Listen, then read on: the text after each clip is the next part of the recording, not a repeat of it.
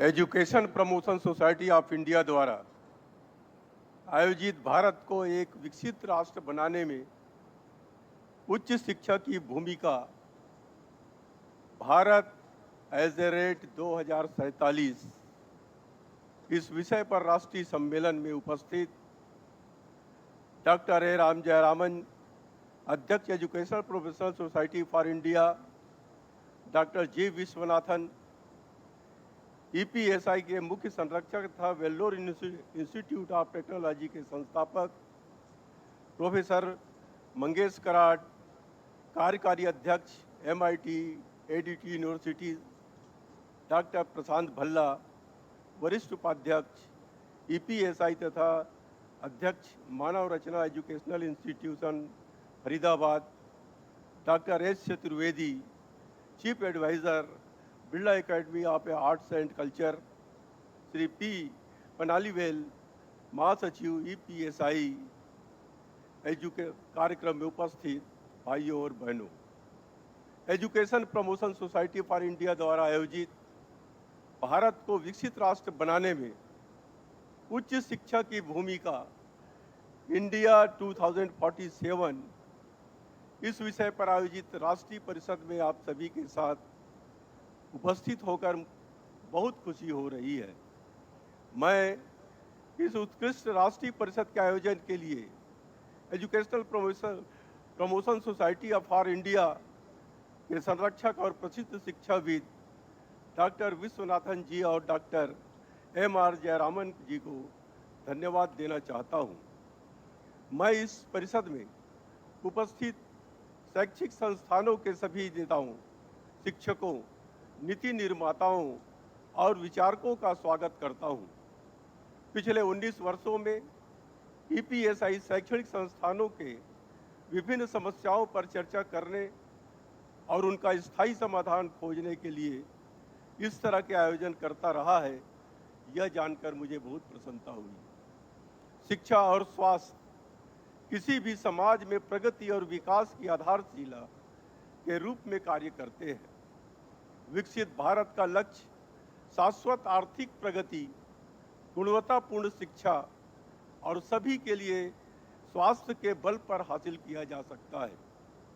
भारत के माननीय प्रधानमंत्री श्री नरेंद्र मोदी जी ने कुछ महीने पहले विकसित Bharat at the rate voice of youth के माध्यम से विश्वविद्यालयों, कॉलेजों और युवाओं को 2047 तक विकसित भारत के लक्ष्य को प्राप्त करने का आह्वान किया है। इस परिदृश्य में शिक्षा के क्षेत्र में हम में से प्रत्येक के लिए यह समीक्षा करने का समय है कि हम दुनिया की अपेक्षा में कहाँ खड़े हैं।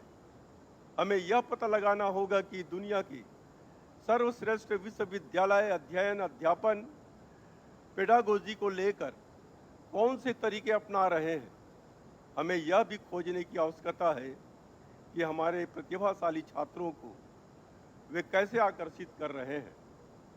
क्यों हमारे आईआईटी स्नातक, इंजीनियरिंग स्नातक, मेडिकल ग्रेजुएट और अन्य professional America, Canada, Britain, Germany, France और अन्य देशों के विश्वविद्यालयों में एमबीए, एमएस या अनुसंधान के लिए चुनते हैं। आर्टिफिशियल इंटेलिजेंस और मशीन लर्निंग के आगमन के साथ शिक्षा और स्वास्थ्य दो ऐसे क्षेत्र हैं जिनमें भारी बदलाव देखने को मिलेंगे। 2 दिन पहले ही समाचार पत्र में मैंने बिल गेट्स का साक्षात्कार पढ़ा।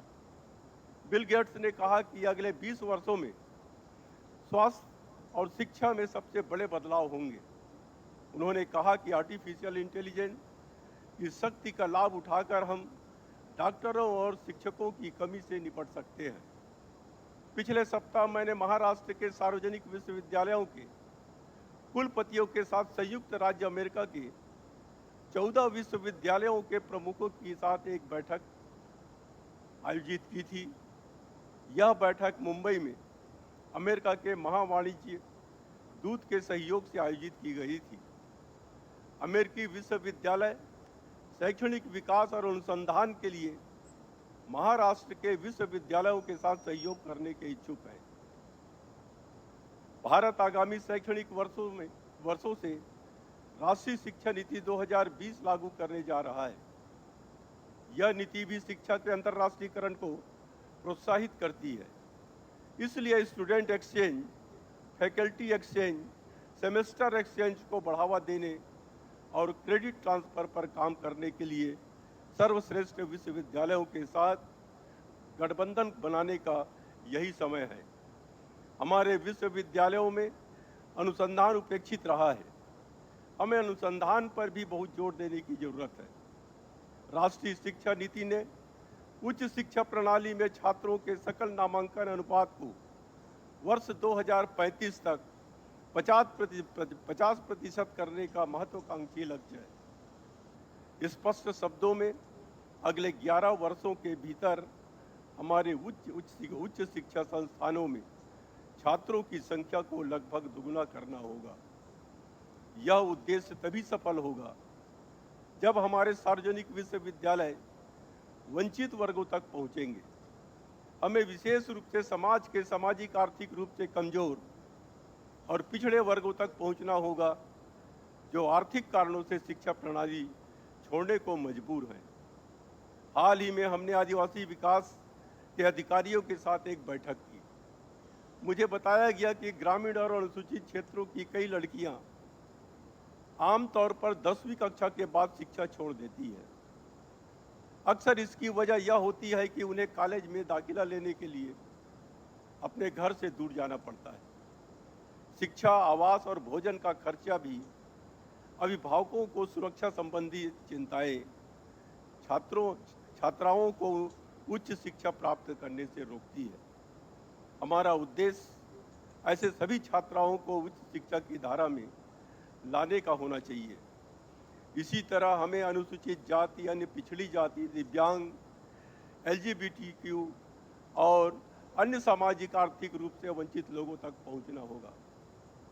हमें इस तथ्य के प्रति सचेत रहना होगा कि हमारे अधिकांश छात्र अच्छी नौकरी पाने के एकमात्र उद्देश्य से उच्च शिक्षा में शामिल होते हैं, जिससे उन्हें कमाई शुरू करने में मदद मिलेगी। पारंपरिक पाठ्यक्रम में उन्हें रोजगार के कौशल से लैस करने के लिए पर्याप्त नहीं है।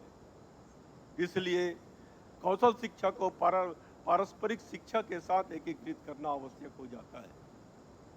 12वीं कक्षा के बाद कौशल शिक्षा को उच्च शिक्षा माना जाना चाहिए।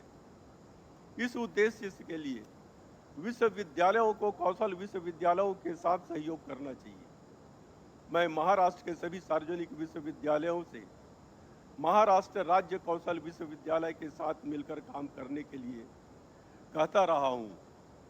मुक्त और दूरस्थ शिक्षा का उपयोग कामकाजी आबादी, गृहिणियों, पढ़ाई छोड़ चुकी महिलाओं तथा हाशिए पर रह रहे व्यक्ति और यहाँ तक कि कारावास की सजा भुगत रहे कैदियों तक पहुँचने के लिए किया जाना चाहिए। आने वाले वर्षों में मुक्त और दूरस्थ शिक्षा किसी भी स्थान के छात्रों को भुगतान के बदले किसी भी विश्वविद्यालय से सर्वोत्तम लेक्चर्स प्राप्त करने में मदद करेगी। इसलिए प्रत्येक विश्वविद्यालय को गुणवत्ता उस स्तर ऊपर उठाना होगा। 2047 की स्वतंत्रता के शताब्दी वर्ष का एक महत्वपूर्ण वर्ष है। यह जरूरी है कि हम भविष्य के लिए एक ऐसा पाठ्यक्रम तैयार करें जो समावेशी, न्याय संगत और परिवर्तनकारी हो। भारत अपनी प्राचीन सभ्यता और समृद्ध सांस्कृतिक विरासत के साथ हमेशा शिक्षा और ज्ञान की भूमि रहा है। तक्षशिला और नालंदा जैसे शिक्षा के महान केंद्रों से लेकर आधुनिक विश्वविद्यालय और अनुसंधान संस्थानों तक जो आज हमारे परिदृश्य में है, शिक्षा हमारी प्रगति और समृद्धि की आधारशिला रही है। एक समावेशी और न्याय संगत समाज के निर्माण के लिए हमें मौजूद असमानताओं को दूर करना होगा। हमें डिजिटल विभाजन को कम करना होगा, लैंगिक समानता को बढ़ावा देना होगा और वंचित समुदायों के लिए उच्च शिक्षा तक पहुंच के रास्ते बनाने होंगे। नई शिक्षा प्रणाली छात्रों की मानसिकता को बदलकर उन्हें नवप्रवर्तक, उद्यमी और नौकरियों का निर्माता बनाने की वकालत करती है।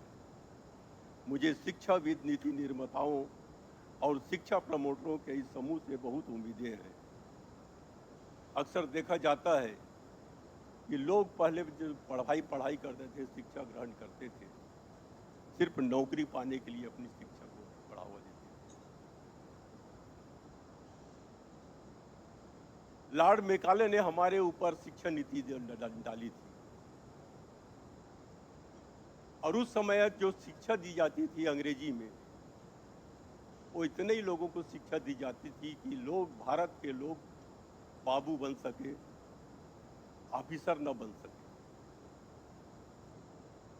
वही शिक्षा नीति काफी लंबे समय से चली आ रही है। लेकिन अब ये नई शिक्षा नीति आने के बाद कि इसमें जोर दिया गया है कि हम अपनी मातृभाषा और राष्ट्रभाषा में भी पढ़ाने का हम आगे बढ़े। जब यूपीएससी में सिर्फ अंग्रेजी में परीक्षाएं होती थी, तो हिंदी भाषी राज्य के लड़के अब यूपीएससी पास नहीं कर पाते थे, उसमें सिलेक्शन नहीं होता। लेकिन जब से यूपीएससी में भी हिंदी में भी परीक्षा लेना शुरू किए हैं, आज काफ़ी तादाद में हिंदी भाषी राज्यों से भी आईएएस, आईपीएस, आईआरएस बन रहे हैं। हमें अपनी मातृभाषा पर गर्व होना चाहिए, हमें राष्ट्रभाषा पर गर्व होना चाहिए। जब दूसरे देश अपनी राष्ट्रभाषा में सारे काम कर सकते हैं, तो हम राष्ट्रभाषा में अपने यहाँ काम क्यों नहीं कर सकते? जर्मन ने संस्कृत विश्वविद्यालय खोला, और जर्मन ने कहा है कि कंप्यूटर की कीबोर्ड के लिए संस्कृत भाषा उपयुक्त है। और मेरी जानकारी के अनुसार उन्होंने कंप्यूटर कीबोर्ड संस्कृत में बना भी लिए। जब जर्मन संस्कृत में पढ़कर आगे बढ़ सकता है, तो हम अपने देश में क्यों आगे नहीं बढ़ सकते?